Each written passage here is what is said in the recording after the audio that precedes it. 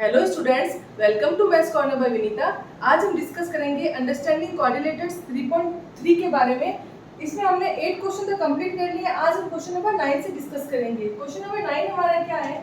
In the figure both RISK and CLUE are parallelograms, find the value of x। हमारे पास ये parallelogram है RISK and CLU and E। ये हमारे पास parallelogram दे रखे हैं। अब हमें क्या फाइंड करना है? इस x को फाइंड करना है। तो हम कैसे फाइंड करेंगे? सबसे पहले हम देखेंगे यहाँ पे ये 120 डिग्री है और इसके सामने ये वाला एंगल है, तो ये भी कितना होगा? 120 डिग्री होगा। Why?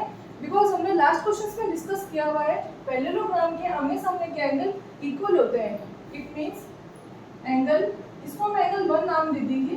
Angle 1 equal to 120 because opposite angles of parallelogram are equal. Okay, then now हमें यहाँ तक पहुँचना है। इसके लिए हम पहले कौन सा एंगल, ये एंगल फाइंड करेंगे, देन ये एंगल, उसके बाद ये एंगल फाइंड करेंगे, उससे हमारा x की वैल्यू फाइंड हो जाएगी। यहाँ पे हम देखेंगे एंगल 2, ये एंगल 1 था। एंगल 2 कैसे आएगा? हमने पहले क्वेश्चन में डिस्कस किया हुआ है। ये क्या होता है? लीनियर पेयर, दोनों एंगल का sum 180 degree. Then angle 2 plus 120 degree is equal to 180 degree. Then angle 2 is equal to 180 minus 120 60 degree. यहाँ हम रीजन लिख देंगे because of linear pair. Now हम बात करेंगे एंगल 3 के बारे में। एंगल 3 के लिए हमें क्या देखना है? ये लाइनें हम जब चेक करेंगे, ये आ रही है लाइन हमारी, ये हमारा एंगल है 70 डिग्री का। हमने पीछे क्वेश्चन में बात की थी कि दो लाइनें पैरेलल होती है। यहाँ पे जो एंगल होगा वही एंगल सेम यहाँ पे होगा because of corresponding angles. Then angle 3, इसका नाम एंगल 3 है। Angle 3 is equal to 70 degree corresponding angles. अब हमारा ये एंगल है, इसे हम एंगल 4 नाम देंगे। देन एंगल 4 के लिए हम क्या करेंगे? एंगल 4, एंगल 2 एंड एंगल 3 तीनों मिलके क्या बना रहे हैं? एक ट्रायंगल बना रहे हैं। ट्रायंगल के तीनों एंगल का सम 180 डिग्री होता है। Then angle 4 plus angle 2 angle 3 is equal to 180 triangle sum property.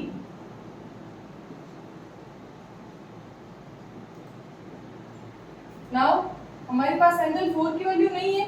Angle 2 हमने क्या फाइंड किया था? 60 डिग्री। 60 डिग्री। एंगल 3 हमारा 70 degree. Angle 4 plus 130 equals to 180 degree implies angle 4 equals to 50 degree. ये हमारा एंगल 4 आ गया। नाउ हमें क्या फाइंड करना है? Angle x। एंगल x के लिए हम क्या करेंगे? x इक्वल्स टू भी, यहाँ पे हमारा 4 एंगल क्या आया है? 50 डिग्री आया है। हमने एक क्वेश्चन में डिस्कस किया था पहले वीडियो में, आप देखेंगे तो यहाँ पे ये दो एंगल होते हैं, ये क्रॉस बनाता है।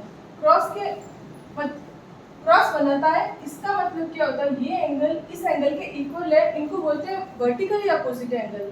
वर्टिकली अपोजिट एंगल से ये एंगल हमारा 50 आया है, तो x की वैल्यू भी क्या आ जाएगी?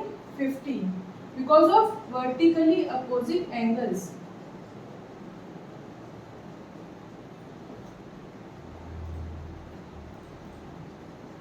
ये वो हमारा क्वेश्चन नंबर 9। अब हमारा क्वेश्चन नंबर 10। क्वेश्चन नंबर 10 पूछ रहा है हमें explain how this figure is a trapezium which is its two sides are parallel. ये वाला जो डायग्राम हमें दे रखा है, ये ट्रेपेजियम कैसे है एंड इसकी कौन सी दो साइड्स आपस में पैरेलल है। तो हम जब इस डायग्राम को देखेंगे, ये दो जो साइड्स है, ये वाली साइड ML एंड NK, इनको जब हम आगे बढ़ाएंगे और इसको भी जब हम आगे बढ़ाएंगे तो ये क्या होगी? कहीं ना कहीं जाके कट होएगी। और ये दो लाइनें, इनको जब हम आगे बढ़ाएंगे, ये कहीं पे भी कट नहीं हो रही है। तो कट नहीं हो रही है, इसका मतलब क्या है? ये दोनों लाइंस आपस में पैरेलल है। तो क्या बोलेंगे हम? KL पैरेलल है NM की। एंड जो लाइन दो पैरेलल लाइनों को कट करती है, उस लाइन को बोलते हैं ट्रांसवर्सल लाइन। ट्रांसवर्सल लाइन के कारण जो दो एंगल्स बनते हैं उनका सम होता है 180 डिग्री। इसका क्या मतलब हुआ, angle M plus angle L equals to 180। Then angle M की वैल्यू कितनी है 100, एंगल L अपना 80 डिग्री, 180 आ रहा है 180। और अगर ये लाइन की बात करेंगे तो ये भी एक ट्रांसवर्सल लाइन है, बिकॉज ये भी दो पैरेलल लाइनों को कट कर रही है, तो इन दोनों एंगल का सम भी 180 होगा। यहाँ हम शो कर देंगे बिकॉज ऑफ इंटीरियर एंगल्स। इसका मतलब हुआ hence it is a trapezium. ये हमारा होता है क्वेश्चन नंबर 10। अब आते हैं क्वेश्चन नंबर 11 पर। 11 क्वेश्चन क्या कह रहा है, find M angle C in figure if A B parallel है BC के। देन और ये हमें एंगल बी कितना दे रखा है 120 डिग्री। ये हमारा क्या है, ट्रेपेजियम है, बिकॉज हमें पता है ये वाली साइड जब हम आगे बढ़ाएंगे पैरेलल आएगी, एंड ये दोनों साइड जब यहाँ पे बढ़ाएंगे ये कहीं ना कहीं जाके कट होगी। क्लियर हुआ। अब हमें एंगल सी फाइंड करना है। एंगल सी फाइंड करना, हमने अभी जस्ट पीछे क्वेश्चन में क्या किया था, इंटीरियर एंगल्स का जो सम होता है वो 180 डिग्री होता है। इसका मतलब ये जो BC लाइन है ये इन दो पैरेलल लाइन की ट्रांसवर्सल लाइन है। इसका मतलब angle B plus angle C equals to 180 because of sum of interior angles. Angle B हमारे पास 120 डिग्री है, एंगल सी हमें फाइंड करना है 180। Angle C equals to 180 minus 120 60 degree. इसका मतलब हुआ इस ट्रांसवर्सल लाइन की वजह से ये दोनों एंगल हमारे इंटीरियर एंगल हुए, इनका सम हमने किया 120 plus C equals to 180। Then हमारा एंगल सी की वैल्यू आई 60 डिग्री। ये हुआ हमारा क्वेश्चन नंबर 11। अब हमारा है क्वेश्चन नंबर 12। क्वेश्चन नंबर 12 क्या कह रहा है, find the measure of angle P and angle S SP parallel RQ in given figure. SP जो है वो RQ के पैरेलल है, तो इसका मतलब ये वाला जो डायग्राम है हमने पीछे दो क्वेश्चन किए उसी तरह का डायग्राम है, लेकिन इसको शो अलग तरीके से किया गया है। इसको मैं अगर ऐसे बनाऊं तो ये वैसा ही डायग्राम है, इसको अगर मैं ऐसे बना लेता हूँ, ओके। अब हमारे पास क्या है, एंगल Q दे रखा है, एंगल R दे रखा है, हमें angle P and angle S की वैल्यू फाइंड करनी है। एंगल P के लिए क्या करेंगे, ये दो लाइनें क्या है पैरेलल है, बिकॉज SP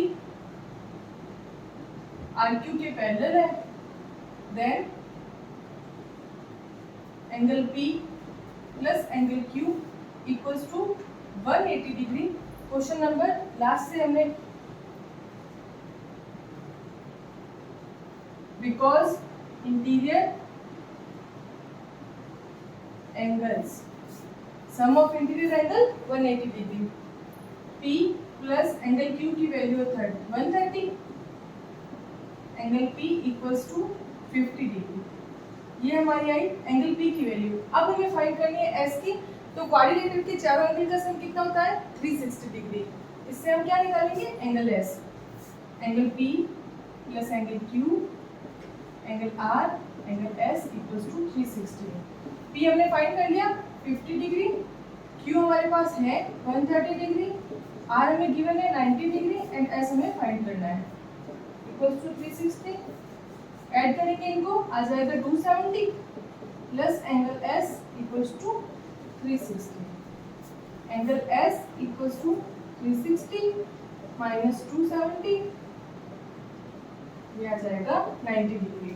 ये आ गया एंगल S की वैल्यू। अब हमें क्वेश्चन के अंदर पूछा गया है कि क्या हम कोई अलग तरीके से भी angle P and angle S की वैल्यू फाइंड कर सकते हैं, तो यस हम कर सकते हैं। तो अब हम करेंगे सेकंड मेथड से। सेकंड मेथड हमारा क्या होगा, अब हम S एंड P फाइंड करेंगे। तो कैसे करेंगे, यहाँ से जब ये वाली लाइन थी ट्रांसवर्सल लाइन, तब हमने कहा 130 है ये वाला एंगल एंड इसको हमने फाइंड किया। वैसे ये 90 डिग्री है तो इसको भी हम फाइंड कर सकते हैं, बिकॉज ये भी ट्रांसवर्सल लाइन है। ये दोनों लाइंस पैरेलल है एंड ये दोनों लाइंस ट्रांसवर्सल लाइंस है। एस आर भी ट्रांसवर्सल है, इसलिए क्या होगा, angle S plus angle R equals to भी होगा 180 because of sum of interior angles.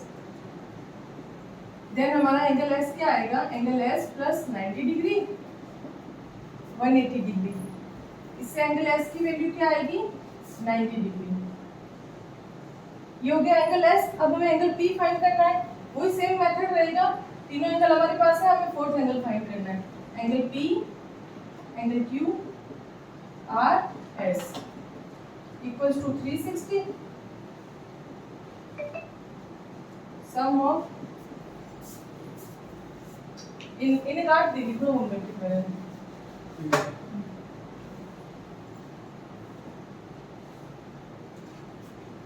P की वैल्यू हमारी पता नहीं है, Q हमारा क्या है 130, R 90 डिग्री एंड S भी 90 डिग्री इक्वल्स टू 360।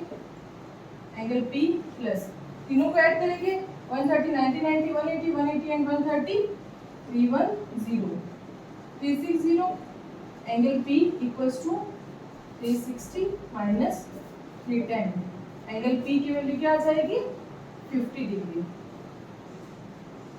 तो ये हमने क्या किया, पहले क्वेश्चन को अलग मेथड से किया था, फिर हमने क्वेश्चन में पूछा गया है कि क्या आप इसको अलग मेथड से भी कर सकते हो, तो ये हमने सेकंड मेथड से भी इन दोनों को सॉल्व कर लिया है। ये होता है हमारा क्वेश्चन नंबर 12 कंप्लीट। यहाँ पे हमारी एक्सरसाइज 3.3 कंप्लीट होती है। तो हमने 4 वीडियोस के अंदर एक्सरसाइज 3.3 के सारे क्वेश्चन कंप्लीट कर लिए एंड एक इसका इंट्रोडक्शन वीडियो है, अगर आपने नहीं देखा है तो वो पहले देखें। अगर आपको वीडियो पसंद आया है तो चैनल को लाइक करें, सब्सक्राइब करें एंड बेल आइकन को प्रेस करें।